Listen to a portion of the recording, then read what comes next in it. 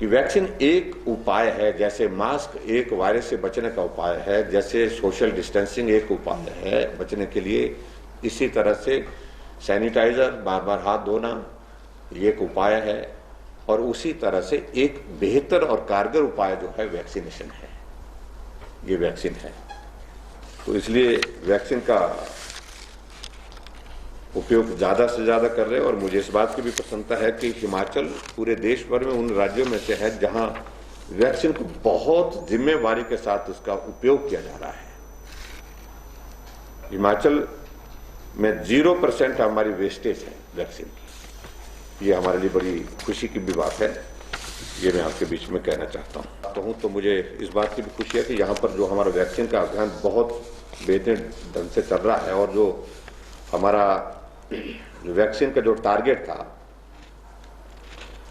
उसको हम आगे बढ़ करके उसको पूरा करके जो है उसको उस टारगेट से भी हम आगे बढ़ करके काम कर रहे हैं। करेंगे इसको, जल्दी करेंगे इसको, क्योंकि सभी जगह से हम जहां भी जा रहे हैं सब लोगों की एक बात आ रही है कि हमको कोरोना वॉरियर्स क्यों नहीं माना जा रहा है। बात भी सच है कि आप लोग भी सुबह से शाम तक लोगों के बीच में ही होते हैं, और जिस तरह का एक्सपोजर आप लोगों का है तो उस बात को ये कवर देना जरूरी है, बहुत जल्दी करेंगे।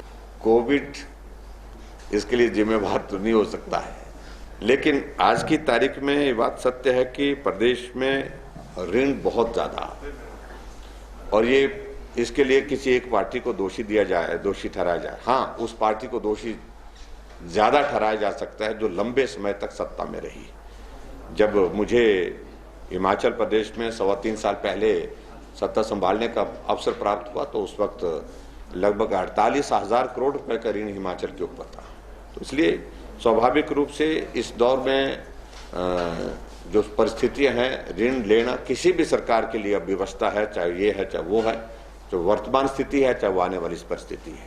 ये ऐसे विषय तो बहुत सारे हैं जहां मदद करने की मंशा जरूर है, लेकिन साधन और व्यवस्थाएं जुटेंगी तो आगे बढ़ करके निश्चित रूप से सोचा जा सकता है। लेकिन आज की परिस्थिति हमारे सामने जिस प्रकार की है, अभी तक इन सारी चीजों को के लिए आगे बढ़ना ये संभव नहीं हो पा रहा है। ये सारे इसके लिए भी हम कोई एक अलग मैकेनिज्म डेवलप कर रहे हैं, और जिसको बोल रहे थे, अखबार में भी खबर लगी थी, आंख दिखा करके वो राशन मिलेगा।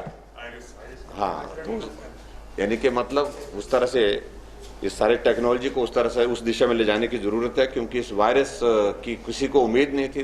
बायोमेट्रिक अपना काम कर रही थी, लेकिन इस हट करके काम अभी हमने इस बजट में हमने अनाउंस किया है कि कोई भी मेडिकल कॉलेज जो है एमआरआई के और इसके सीटी स्कैन की सुविधा के बिना नहीं होंगे। और यहाँ हमीरपुर में अभी हाल ही में जाकर के जो पीपी मोड पर हमने सारा ये कर लिया है, उन्होंने साइट भी विजिट कर लिया है, प्लान भी कर लिया है, बहुत जल्दी यहाँ पर जो है मुझे लगता है कि इस दिशा में नहीं जाना चाहिए हमको। इस प्रश्न का किसने कहाँ इलाज करना है ये व्यक्तिगत निर्णय भी होता है, और इस पर ज्यादा टिप्पणी करना। लेकिन हिमाचल प्रदेश की व्यवस्थाएं हमारी स्वास्थ्य के क्षेत्र में काफी मजबूत हैं।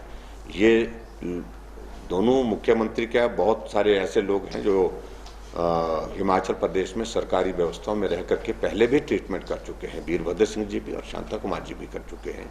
तो ऐसी सूरत में मुझे इससे ज्यादा कुछ नहीं। मैं इतना जरूर कहना चाहता हूं कि अभी तक की परिस्थिति, हमने कल जो मीटिंग की, मेरे पास सारी चीज को लेकर के आंकड़े भी हैं। ऐसी स्थिति तो नहीं है कि भाई पानी का संकट होना चाहिए, लेकिन प्रभावित हमारी स्कीम्स हुई हैं। उसमें कुछ एक स्कीम्स हमारी पार्शियली जो है जिसमें इम्पैक्ट आया है, तो मैं हमीरपुर की बात कर रहा हूँ। तो इसलिए मैं इतना जरूर कहना चाहता हूँ कि अगर पानी की सप्लाई अगर शहर में कहीं किसी एरिया में नहीं आ रही है तो विभाग को कहेंगे सुनिश्चित करे पानी की सप्लाई होनी चाहिए, रेगुलर होनी चाहिए।